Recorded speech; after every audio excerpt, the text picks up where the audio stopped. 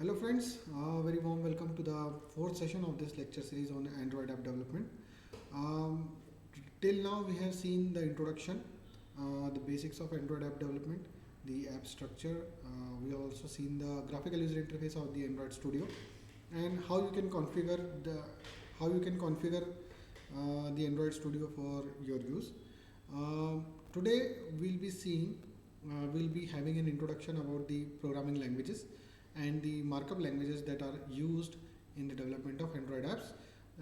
As I said earlier, the programming part is done in Java or Kotlin. My preferred language is Java, but you can prefer Kotlin as well, as per your liking. The, the layout part is done using XML, that is the extensible markup language, and finally the database handling is done using the SQL. So let us see how each of these work. First, let us talk about Java. It is, as I said, it is used for the programming part of Android apps. You can put conditions, conditional logics. You can use loops. You can use do while, for loops, and so on. You can do all sorts of programming part as far as Android apps is concerned in Java or Kotlin as well. It was originally developed by Sun Microsystems in US, and it is very popular because it is class based, object oriented, extremely robust, and very secure. Um, why it is class based, we are going to explain why, how the class based. In fact, in Java, everything is classed. Everything is a class or an object. So understanding the concepts of class is very important. So we'll be looking a little bit into the how the classes work and what are its benefits and advantages. Java has been designed to have very few dependencies. So almost everything has been inbuilt inside Java. But yes, if you have some dependencies, external libraries, Java has been designed to install these libraries automatically. Okay, and in fact, if a library is having your program is having dependency on one library, and that library has dependency on a few more libraries, so this entire chain will be downloaded automatically, and it will be made available to you directly for use. It's a kind of write once, run anywhere. WORA, it is called as WORA, write once and run anywhere. So if you are writing your program in Windows, you can run it on iOS, you can run it on Linux, whatsoever. You can run it on .NET, you can run on PHP, whatever. So the thing is, you have to write only once, and then for example your server is based on PHP, then you can run a Java virtual machine, run your Java code on a PHP machine. So that is possible. Similarly, if you are having Linux operating system, in that Linux operating system you can run Java. So your programming part is not going to change. And originally it is based on C++. So most of the syntax are similar to C++. C++ is also object oriented, and Java is also object oriented. Java is way more powerful, and as far as connectivity is concerned, Java is more powerful as well as more user friendly. Okay, it is compiled to bytecode. Okay, almost everything is compiled to bytecode, and it can run on JVM. JVM is the Java virtual machine, on any machine. It doesn't matter whether you are using Windows or you are using Linux, or maybe a server running a .NET or maybe Node.js, doesn't matter. You can run your Java code, the bytecode of your Java program, on the virtual machine which is running on any computer, on any operating system. And the syntax is very much similar to C and C++. C is not object oriented, C++ is object oriented. So if you have worked on C++, you will be very easily be able to work on Java. There are few more additions to C++ which Java has. Okay, so let us understand a little bit about what classes and objects are there in Java.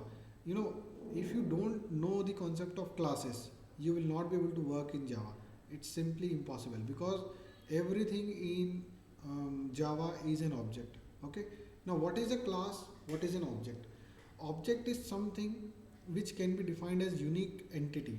Okay, It can be a variable, it can be a group, it can be maybe an array, a group of variables in form of an array and so on. But class is a group of objects which are having the similar properties. Okay, so the thing that I have, a picture that I have shown here is, say you have three objects. One is an Ertiga car, one is an XQV, and another is, the third one is Swift. So these are three objects. They do share some common properties. Okay, they are all cars. They have you can designate them using models, name of the models.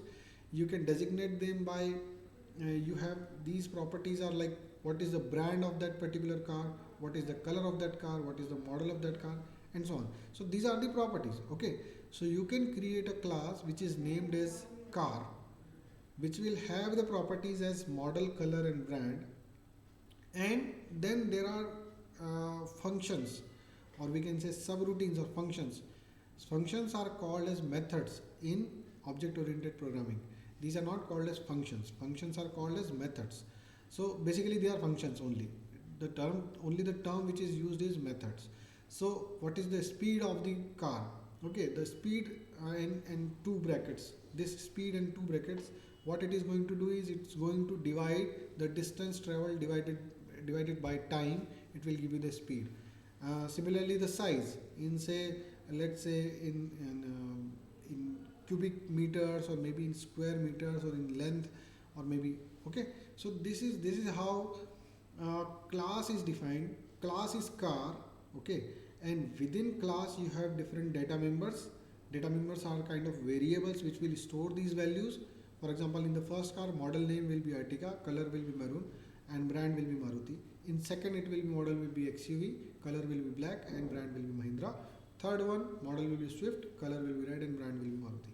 Okay, these are variables which will be stored. And finally, they will give, you can query that particular class, that what is the current speed of that particular Ertiga car on the road.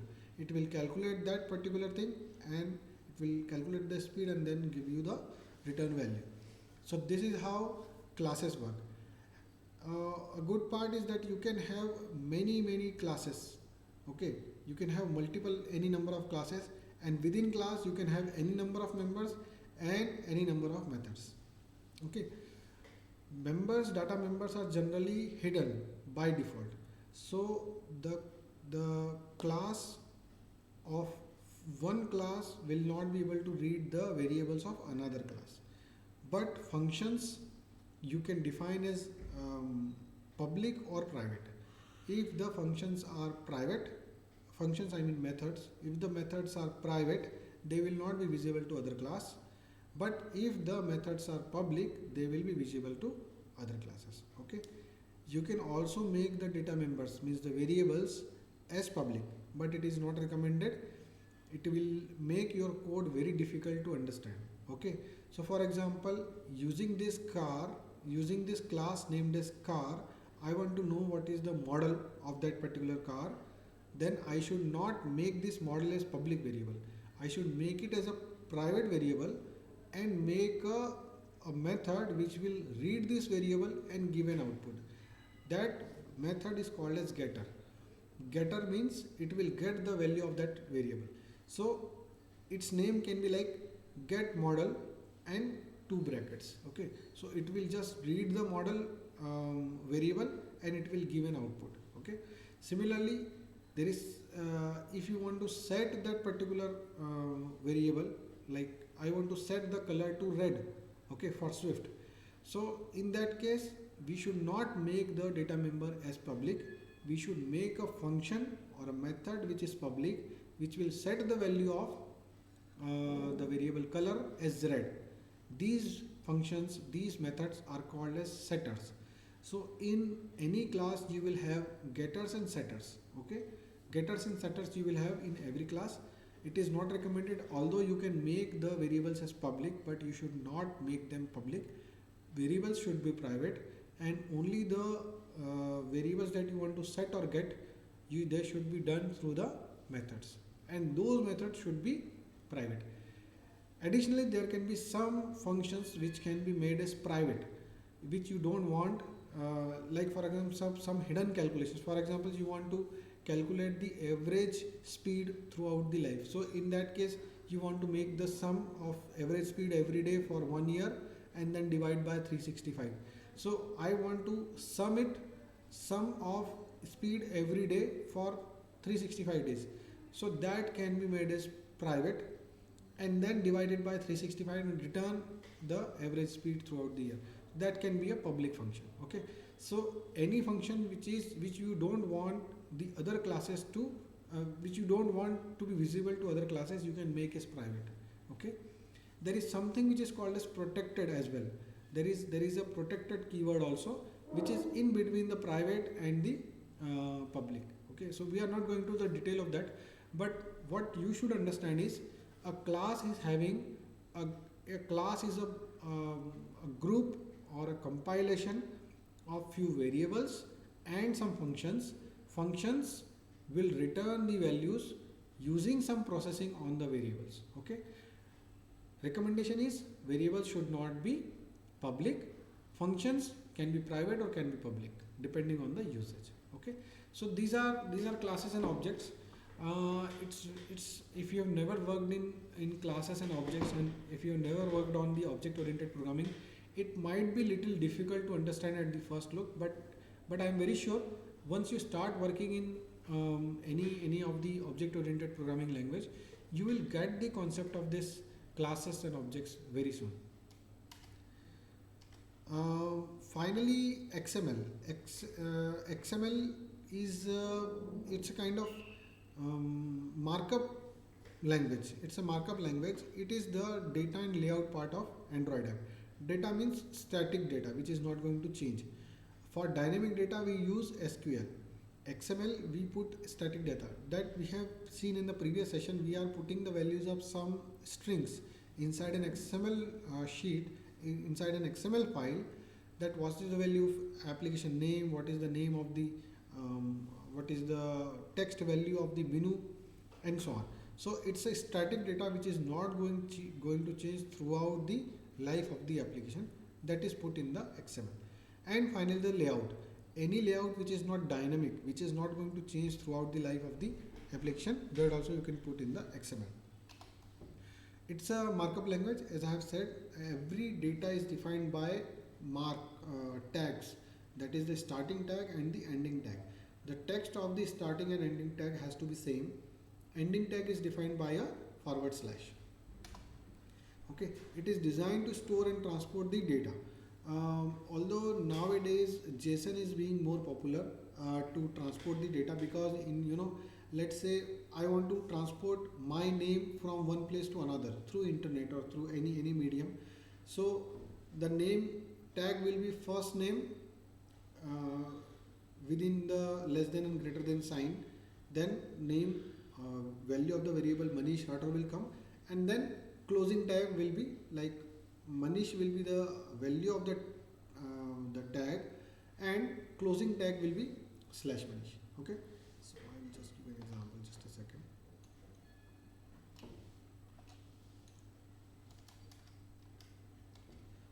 Okay, so in this case, the total amount of data which is required, total number of characters that are required, you can see that number of characters which are required for the variable name Manish will be less than the number of variables for the tag. So I will just give you an example. If I want to transport my name, then I can write it like this: first name, this is the starting tag, then the value of the tag, then closing. Okay, so in this you can see the data which is being transported has only 6 characters, but the total length of the string is like something like 32 characters. So if you see the total the digits which are the characters which are occupied by the tag, starting and closing tag, they are larger than the value of the variable itself. So nowadays a new I would say protocol is being used, or format is being used, which is called as JSON. But but right now what we can say is for Android you have to use the XML only.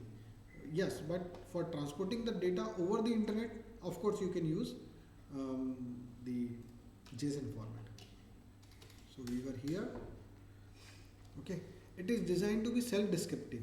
As I said, if you see in this, if I make like this, last name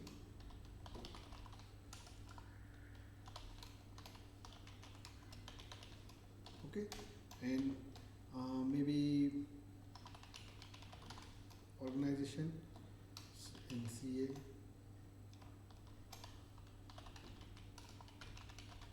organization. Okay, so by only looking and reading through this XML, you can tell what is the first name. The value of first name is Manish, the value of last name is Rathore, then our value of organization is NCA. So it is kind of self-descriptive in that sense. Okay, it has been designed in such a way. Tags may or may not be predefined. It's not necessary that the tags are predefined. For example, this first name and last name, these are not predefined. But if I'm talking about say HTML, and if I put h1 and title here /h1, okay, this h1 and /h1, this is a predefined tag used in HTML. Okay, similarly you can have h2, you can have br, you can have any kind of tags. So these h1 and h2 and h3, they are predefined tags, and this first name, last name, or organization, this has been tag which have been defined by me. Okay, so you don't need there is no foundation that the tags have to be predefined. They can be predefined or they may not be predefined. Okay. Again, it is platform independent. The file that I am creating here, it is I am writing in Notepad.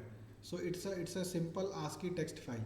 You can open this, edit this file in any platform you want. And finally, it's both human readable as well as machine readable. A machine can also understand that the value of first name is Manish, and a human also, myself or yourself, they can also understand the value of first name is Manish. Okay, so it is designed in such a way that it is easily readable by both humans as well as machines. Okay, so this is the basic structure of an XML file. So if you see, this is the first line, this is the XML version. So it is the declaration that the text which is being displayed or which is being processed in this particular file is in form of an XML which is of the version 1.0. Okay, it also gives you the version as well. Okay, next is root. Root is the root node. The name of the node itself is root. Okay, the node, the tag, it is starting with the starting tag root and ending root tag. And within root tag you have result, and starting here and then ending here. And within result you have three value tags, value, ID length, ID, score, and status fail. So in this, again, whenever you want to create a node, you can have two options. The node value may or may not be there. It's not necessary to have a node value. So for example, the length of this particular result is 33.33. Okay, but if there is no value, you can write like this. Okay, you don't need a separate slash value kind of thing. You can have value, and before closing the tag you can put a forward slash, and that will close the tag, and you don't need a ending tag as such. Okay, the second one is ID score 1.00. This 1.0, this 33.3, it is the value, and within the tags you can write the properties of that tag. Those properties are called as attributes. Can you see here in the result, the time is equal to 200. This time is equal to 200 is the attribute. Similarly here, ID is equal to length. This ID is equal to length is the attribute. Okay, so this data can be read by humans as well as by the machines. When the machine is reading it, it will first read the root node, and it will immediately understand that within root node there is a result, and within result there are three values. The result has the attribute time is equal to 200, and values are having attributes id is length with the value of 33.3. Second value has id score value 1.00. Third value has the status as fail with no value, means null value. There is no value. It's not zero. Zero is different than null. So null means nothing. Zero is a value. So it's not zero. It is null. It does not have this value. Status is equal to fail. Does not have any value. Okay. So this is a typical example of an XML document. Here on the top you have a XML schema document, and here is the XML instance document. We are talking about this the bottom one. So within contact you have 1, 2, 3, 4 and 4 values. Given name, family name, title and work address. So given name is John, family name is Doe, title is Professor, and within work address it's a kind of nested tags.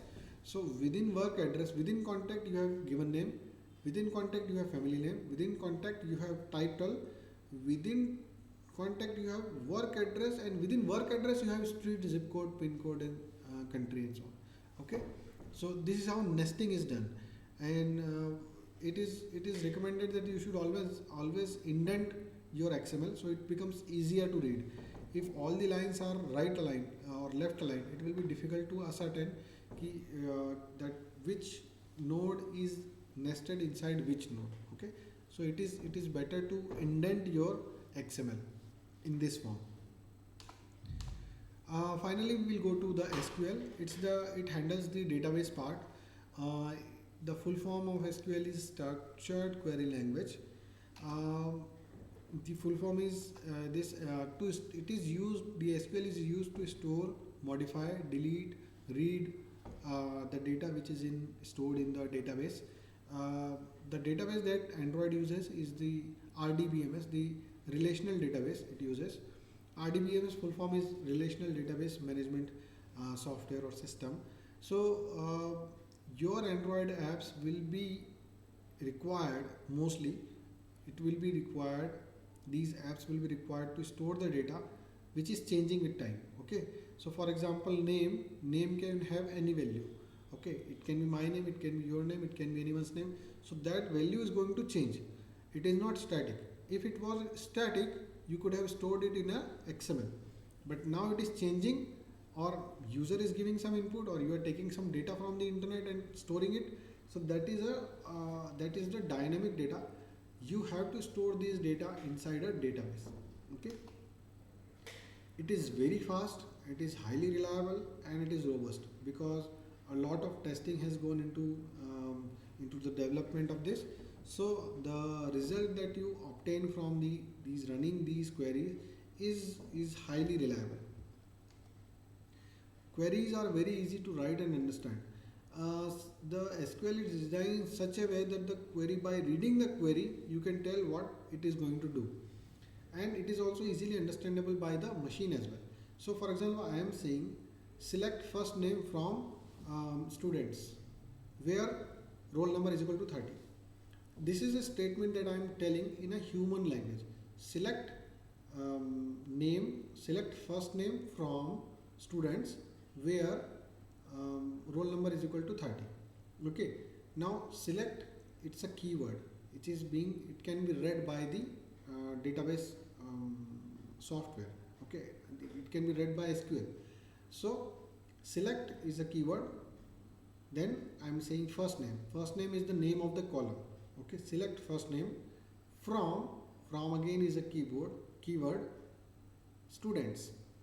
Select first name from students. Students is the name of the table. Okay, so what it is going to do, it is going to select the column which is having the name as first name from the table which is having the name as students. Where is a keyword, roll number is the column name, is equal to is the equal sign 30.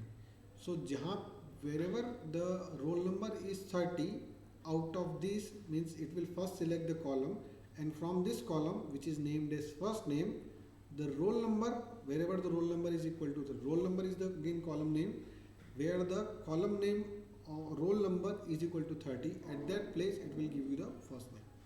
So it is very easy to understand, it is very easy to write as well. Okay, it can fetch data from multiple tables which are connected by IDs. That is the basic concept of the relational database. Relational database, in relational database you have multiple tables which are connected by IDs. Okay, say for example I said roll number. You can have a table which is having the details of students, first name, last name, address, this and that, date of birth and everything, which is having a column of roll number which is the ID. Okay, then you can have another table which is having the details of school buses. Okay, in that school bus table you may be having a column that in which school bus which student is traveling. Okay, so in the school bus number 2238 a student of roll number 30 is traveling. So it's a kind of relational database. You only have to store that 30 roll number, and if someone wants to know whether Rohan is traveling in that school bus or not, then SQL can do that. उसमें कैसा होगा? In that what we'll do, we will find out the whether that particular roll number is traveling inside that bus or not, and whether that roll number's name is Rohan or not. So these two tables are now connected using the ID as roll number. Okay, this is the basic concept of relational database. You can have as many number of tables as you want. Okay, similarly you can have a table of sports, whether Rohan plays volleyball or not. You can have another table of sports where volleyball will be having one ID, and in front of volleyball another IDs will be, all the IDs will be listed, that which students, which roll numbers are playing volleyball. Okay, this is how RDBMS works, and it is free, and MySQL is free. Not all versions are free, but what Android is using only the free and open source versions of the SQL. MySQL it is using, so you can use. Now see, XML is free, Java is free, and now SQL is also free. So there is basically zero licensing fees which is required. Every code is open source. You are free to modify it, you are free to copy it, you are free to distribute it, you are free to even sell it, okay, for commercial purpose. So let us see. As I said, we have I have just shown you 4 different types of SQL statements. The first one is select something from something where condition. Okay, so what it is going to do, it is going to select that particular column from that particular table where the condition that you have given is satisfying, where it is that condition is equal to true. Next is insert into something, values something. So insert into, then after table name. Okay, insert into, say, students. Values, what are the values? Okay, values will be in groups. Okay, so values will be in groups means like first name is this, last name is this, age is this, date of birth is this, and so on. Okay, this is how you insert the values. Next is update, then table name, set whatever the new thing you want to change. For example, update students, set the first name as Rohan. Instead of Rohan, you want to change the name, give the new name where roll number is equal to 30. Okay, so after where everything, that is the condition. That condition has to be true. Only in that rows these changes will be made. Be very careful. You cannot do undo in this. You cannot control Z it. Okay. So let's say you make a statement, update students, set the name to Rohit, and you forget the where statement. Now what will happen? If there is no where statement, it will consider that this thing has to be applied on every row because there is no condition. So it is going to set the name of every student to Rohit. Okay, so be very careful before running. You should see a preview. So there is an option of seeing the preview, that whatever the query that you are writing, how it is going to impact and how many rows are going to be affected and what is going to be the output. and only after that you should run it. Okay. Similarly, delete from table and where. Okay, so I want to remove the entry of Rohan, so I can write as delete from students where ID roll number is equal to 30. Okay, but again, if I forget this where clause, delete from students, what it is going to do, it will consider that I have to delete every row and it is going to delete the entire table. So this is not how you should be, this is why you should be very careful when you are executing the SQL statements, and that is why you should always be seeing a preview before you actually run the operation on the database. One more thing, this is the reason why before running any big query which is affecting a large number of rows, you should always take a backup. And what I recommend is, if you are using a particular database on a large scale data which is having large scale data, you should try to take the backup almost every day, just in case by mistake if you run some query which makes an impact or which changes a lot of variables or lot of rows. In that case, you should be able to restore those. Okay, you cannot undo it once it is done. So these are basically the commands that you can use. Select is for data retrieval. Data retrieval means from a table you want to select something. You want to take the data out from a table, then you go for the select. Then data manipulation commands is the insert. It will insert a new row with new data. Update an existing row means the row is already there. You are just changing that particular some values. Okay, and finally delete. It is going to delete the entire row. Similarly, data definition is create a new table or create a new database. Okay, alter means changing the structure of the database or a table. Okay, in table, let's say you have first name, last name, roll number, date of birth, but you don't have the column of hobbies. So you can alter that particular table and add a column which is named as hobbies. Okay, drop is going to delete the entire table, and it is also going to delete the structure.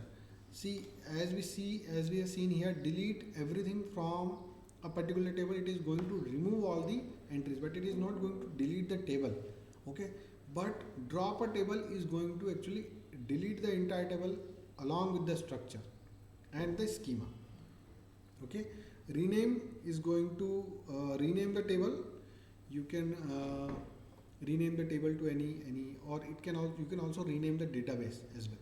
Truncate is going to truncate that particular database or table. Okay, it is different than alter. Truncate means some part of database is deleted, some part is remaining.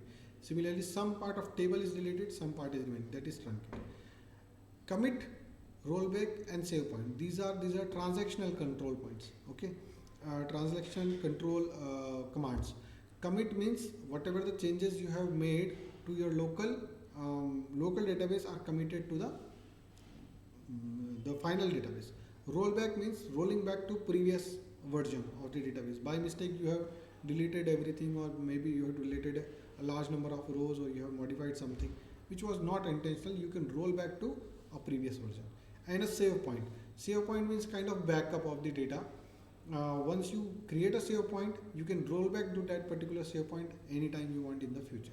Okay, grant and revoke are basically the permission related to permission of the database to different users. Okay, so this is a typical SQL query that you can see. For example, it's a kind of complicated one, a typical complicated, using select these sale order dot customer ID as sale customer ID, sale order dot order date as sale customer date. So here you can see sale underscore order, this is the name of the table, and customer ID and order date, these are the names of the columns within these tables. Okay, sum of sale order dot total is daily customer sale, and minimum of sale order dot sale order ID is the customer daily sale minimum. From sale order, again the table name. Group by this means how you want to group the result, or how you want to sort the result on this on the sum of the two tables.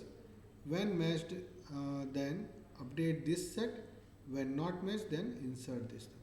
Okay, so these kind of complicated queries you can run, and it has been evolved. I would say SQL has been evolved over a period of so many years to be very robust and very reliable programming language, database handling language. We will conclude this session, and in the next session we are going to have a look on the actual programming part. We are going to create a app, a small app, which is going to with a small button. When you click on it, it will welcome the user with a message, with a toast or with a snack bar. So when we will be creating this particular app, the first app, what will happen? We will understand the concept of classes. We will understand the concept of snack bars. We will understand the concept of toast. We will understand how layout works, how to reorient or reposition the buttons and layout components, and so on. Okay, so thank you very much. We'll meet in the next session. Thank you.